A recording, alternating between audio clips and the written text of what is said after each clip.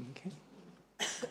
The festival of Shavuot is one of the three festivals where, in biblical times, in the times before the destruction of the temple, the Jewish people were commanded to go to Jerusalem and do a pilgrimage. And Shavuot is one of them. So the question is, having in mind the fact that we have Jerusalem stone here, does coming to the LGS count? And especially also considering the fact that a number of Israeli rabbis are coming to London this Shavuot, I think we can count this as a pilgrimage festival. Maybe even more important in our days, to have this connection between us and our brothers and sisters in Israel. Rabbi Avi Dabush was born and raised in Ashkelon in an Orthodox Jewish family.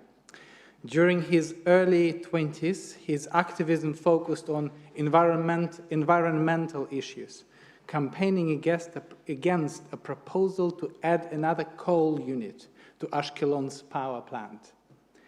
In the early 2010s, Rabbi Dabush was a community organizer for the New Israel Fund, and later became the programs director for Shatil. It is the New Israel Fund's action wing in Israel. He was run for Knesset position as part of Meretz, a left-wing Israeli party, increasing support for forgotten constituencies in rural neighborhoods. In 2019, he became executive director of Rabbis for Human Rights, and he is a member of A Land for All, a peace movement in the Israeli-Palestinian conflict advocating for two-state solution, but with a unique focus on shared principles and coexistence. He was ordained as a rabbi at the Shalom Hartman Institute and considers himself a humanistic, non-denominational rabbi. On October the 7th, 2023, Rabbi Dabush was living in one of the kibbutzim, which was attacked by Hamas, Kibbutz Nirim, where he and his family hid in a shelter near their home for 8 hours until they were evacuated by the IDF. And Rabbi Avi, we are very honored to have you. And there is a traditional way of welcoming guests at the LGS. Baruch haba b'shem Adonai, b'rachnuchem b'beit Adonai.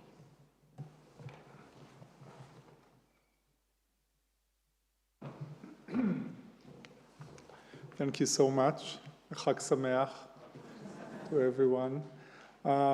Actually, I feel like at home because I think it's my third, maybe the fourth time here. And I was here last December. So I feel like I don't need to introduce myself. And also you heard from Rabbi Igor. I want to say that today I feel really proud to be part of you and connected to you. This tour to the mosque and to the church was so inspiring and so important for me, I guess for many of you, for all of you, for all of us. And I just remember, and Rabbi Dalia Shacham mentioned that on this Wednesday, we went together in Jerusalem, hundreds of people and leaders from all faiths. Again, it was especially Judaism, Christianity, and Islam, but also others. We said Druze and Buddhists and others. And that was so important. It was 2 days after the Jerusalem Day. And unfortunately, I don't know if you know, but Jerusalem Day became kind of a symbol for occupation in Jerusalem and for Jewish supremacy and violence. And I remember on Tuesday, a day before our march and a day after Jerusalem Day, last Tuesday, I came to a conference in Be'er Sheva. And after a minute that I was there, someone approaches me and told me he knows me and knows about my work and it's important and so on.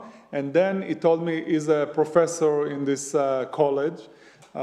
He's teaching students for education, mostly Bedouins. It's kind of a mixed college in Be'er Sheva, in the Negev, in the south part of Israel. And he told me, you know, yesterday I went for the first time to Jerusalem in Jerusalem Day, and I saw something that I cannot, it cannot slip my mind. I saw a Palestinian girl, like very young woman, walking near the old city from Damascus Gate, and then many young people, many young Israelis, Jewish young people, just ran to her and, like in a kind of a race, and tried to spit on her. And that was like horrible for him, and of course for me to hear that. And I thought, what can we do about it? And of course, one way is to be obligated to stop that. We are saying sur mera v'aseh tov, like stop the bad things and do good in the world. So this is very important, to expose that, to say we cannot relate to that. This is not the way. We cannot relate to Jerusalem Day, although we love Jerusalem, of course, but as such a day that celebrates like our victory and occupation and so on. But we also can make good. And the next day we were like 400 or even more people at the center of Jerusalem. We start on Zion Square, and if you know, it's another symbol of right wing and violence and so on in Jerusalem. And there were few people that shouted on us, and they were like shocked that we were talking about children of Gaza and children of the Otef, of Israel, and so on. But of course we stood up and say whatever we wanted, and then we went along, hundreds of people singing in Hebrew and Arabic to the old city, to the Jaffa Gate. And that was really remarkable. And my vision, our vision, is that in 5 years, maybe in 10 years, we will become bigger than the flag march on Jerusalem Day. Now it's something like 50,000 people, something like that. And when I was in Bnei Akiva, and Igor said that I was part of the religious Zionism in Israel, of course I was part of it. And I didn't saw, as a young kid, like in 17 or 18, I didn't saw what's the problem in that we are going into the Muslim quarter and so on. So this is kind of thing that we are doing, and I was talking with other rabbis that are doing interfaith work, and we just did in a way, and they were telling me that they used to do things in the open street of Jerusalem, but they can't do it anymore. They are afraid to do so. And then we went to another event, and that was a closed event that used to be open. And for us in Rabbis for Human Rights, and we are, of course, not alone. The march is organized by Rabbis for Human Rights, leading a forum of more than 30 organizations, like again, from all faith. And for us, it's so important to be there. And maybe we are afraid. I'm not saying that we are not afraid, and we are hoping that nothing will happen. And again, sometimes people are shouting, and we are talking with the police that we need protection and so on. But even if we are afraid, we need to do it, because nowadays, and I think you know that, there is a war not only in Gaza, not only in our region, like physical war, but it's a war on our values. And I believe, I hope that it's our shared values that we show, like in our walking and meeting our friends in the mosque and in the church, but also here in our prayers. The values of peace, of justice, of equality, of human rights. And nowadays in Israel, it's big dispute and a big conflict. And people are often talking about October 7th and what happened next, and maybe about what happened before October 7th. There was a big conflict about democracy and so on. But again, when things like that happen, you need to know that we are in a deep crisis, and this crisis is about identity. And we are part of it, and you are part of it, and we need you to be part of it, because it's a crisis of identity, and it's a conflict on identity, and we need you to be with us in these very difficult times. You know, we are working a lot with pre-military academies in Israel, young people before their army service. We are meeting thousands of students working with the text of the Declaration of Independence of Israel, and issues of human rights, like from, of course, what is happening in the West Bank and Gaza, but also LGBTQ and asylum seekers and unrecognized villages and the Negev and gender issues and so on. And this year, or this 604 days are so difficult in that sense. The young people in Israel are so confused.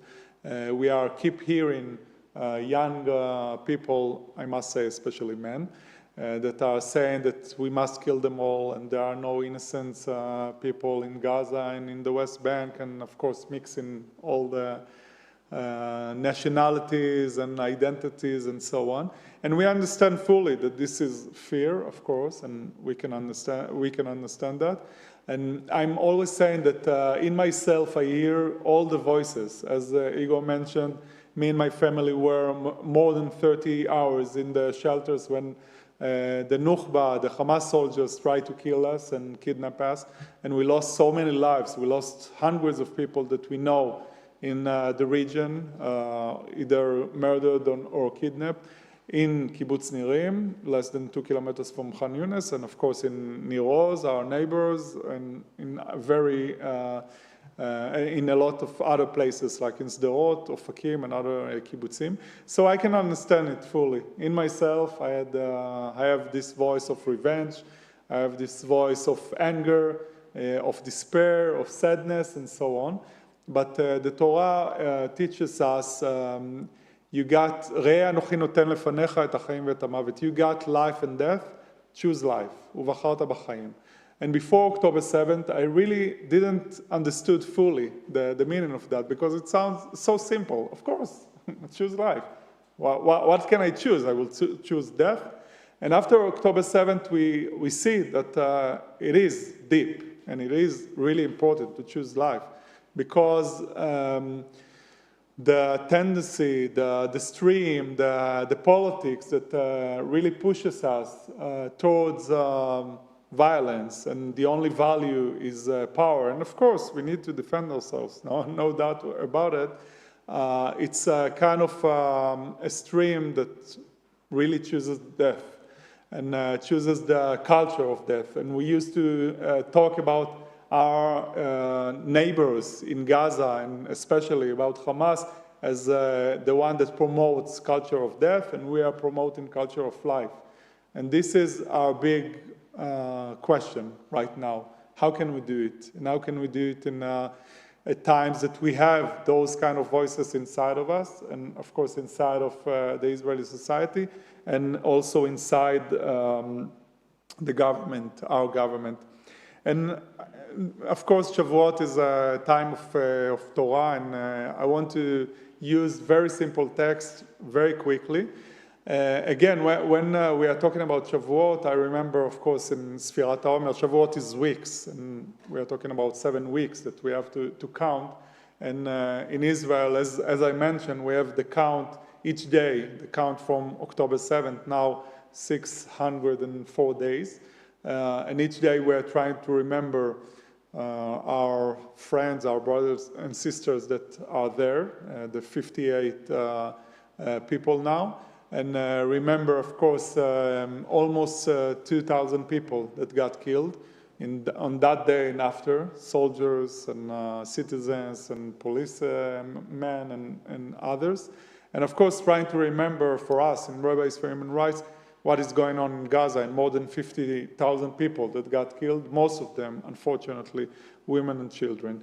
So I thought, and maybe I will go to the text of about Aaron, the brother of Moses, and this is from Pirkei Avot, and this is about this phrase in Pirkei Avot. So you can, I forgot my glasses, so you can read that. But it's about actions, like the phrase said that you need to be like Aaron, like chasing for peace and loving peace and love the people. And Rabbeinu Yonah said or emphasized that you need to take action, because there are people that love the idea of peace, and maybe they are talking about peace, maybe they are praying for peace, but if they are not taking actions, they are not really fully from the disciples of Aaron. And this is so important for us. And Rabbis for Human Rights, of course, rabbis, we love to talk, we love to write, we love text and so on, but we need to do actions on the ground. And we are activists, actually, and we are a lot in the ground. Unfortunately, we need to be much more, and we are much more from October 7th, and it's not enough. We are in the West Bank each day. Only today, the head of the department of the occupied territories, he wrote, who can come with me to this community, because there are problems there. And I wrote him, it's Erev Chag, it's Shavuot, we are in a holiday. So he said, I know, he's a Palestinian. I know, but it's so urgent, so anyone that can volunteer, unfortunately, for that, please do come. So we are there, and we are with people who live in poverty inside of Israel, Jews and Arabs. And again, after October 7th, there are so many problems in the economy of Israel, and we need to support the war, of course. War is so expensive. And again, the people who live in poverty, of course, pay the price of that. So we are with them, and we are trying to do more. Nowadays, we are starting this project in Kiryat Shmona and Arab El Aramshe that were evacuated in the north border of Israel, were evacuated till last March. And they came back home, and they have so many problems. So we are helping them to get the rights from the government, because we believe in the responsibility of the government and the country. So this is a real thing that important for us. And the last very simple text of Elie Wiesel that got a Nobel Prize for Peace and Holocaust survivor, he said that the opposite of love, I will try to read that. The opposite of love is not hate, it's indifference. And I will pass to the faith. The opposite of faith is not heresy? Yeah, it's indifference. And for us, it's so important, like what we are doing during our walk in Rabbis for Human Rights, but also on the streets of Israel. We are almost 2.5 years on the street each Saturday night, and sometimes even during the weeks. It's fighting the indifference. And this is so important for us, because despair and indifference is like two diseases that can help people or leaders that want to be kind of taking all the force. We are talking in Israel about there is a famous saying, unfortunately, of a politician about koach, kavod v'kesef, about money, about honor, and about power, that this is what we aim for as politicians. And we are trying to be against it, and again, bringing so much more light to the world. And we have to start with ourselves. and fight with our indifference. And I urge you to be more than you are right now. And I urge myself, of course, because we just talked before, and you said, I'm not doing enough. And I said, we are all not doing enough, but we have obligations, you know, in Judaism we are talking about obligations. So we must do more. And we want you to do more, to be more partners of us. Again, I feel at home, and you are partners, and Rabbi Alex are doing great job in leading the Friends of RHR in UK. But we need you to be more with us. Like when you are coming to Israel, please come with us to the field, to the West Bank, to the borders in the north and in the south. If you can support us and donate, please do so. And I must say, from October 7th, unfortunately, I must say we are flourishing. Unfortunately, because I really wanted it to be the opposite, that the reality will be much better and we will be not in such a good shape. But now we know that each donation, each volunteering, and each a person that come and just being with us in the field can do something, because there is so many needs right now in Israel. And I urge you to be part of it. And maybe I will conclude by a story that maybe you know. I thought about the story of the first murder in history of humankind, of Cain and Abel, how do you say it? Abel. And there is kind of a mirror story. It's kind of a children's story that kind of repairing the ancient story of those two brothers. And there is like a dispute in the Talmud. What was the reason for that? And the phrase there is not really understood, like what Cain wanted to say to his brother and so on. And there is a very nice story, like again, kind of a children's story. I tried to investigate the origin of that, and apparently there is a dispute: is the origin is from Islam or Judaism?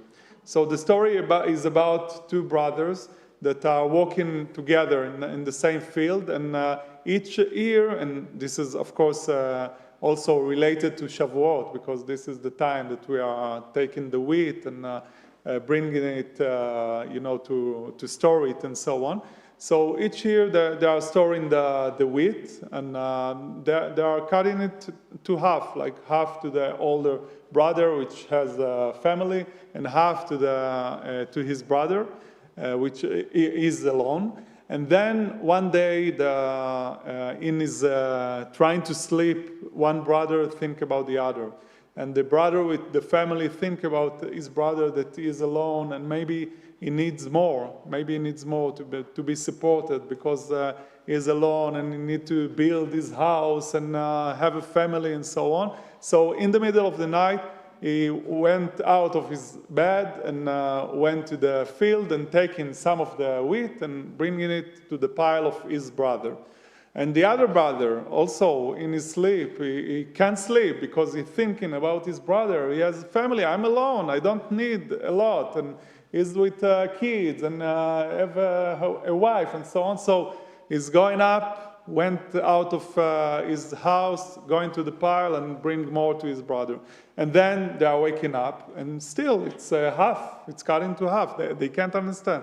And again, each night they have that sin. And one night, of course, they are coming, went up of bed together, and then they are watching each other, and they understand what is happening and what is going on. And this is the place that the temple will build in the future. This is the place that the Temple Mount will be. The place that the brothers hug each other, the place that they know that they can see each other. And if we are talking about light, there is a saying in Midrash Tanchuma that the one that is in the light cannot see the people in the darkness. And this is a great challenge for all of us, because I guess we all live more in the light than in the darkness. I don't know you and your circumstances, but again, we are strong enough to be here, and we must do more. Again, we must make a lot of efforts to see whoever in the darkness. So as Israelis, we are always saying we must do more to see what is happening in Gaza, and this is really hard. Of course, I can understand the people that say, I don't want to see a thing. And of course, the media in Israel doesn't have any coverage of what is happening in Gaza, but we need to do so.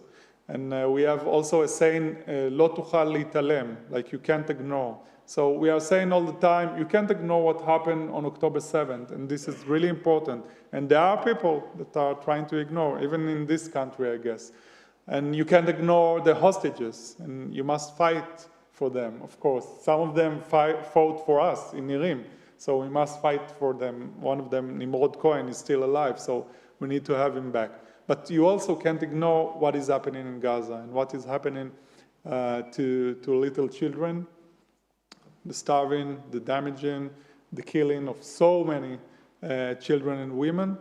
And we need to work together in order to stop Sur Mera, to stop the bad. And we need to work together in order to flourish and to support the good.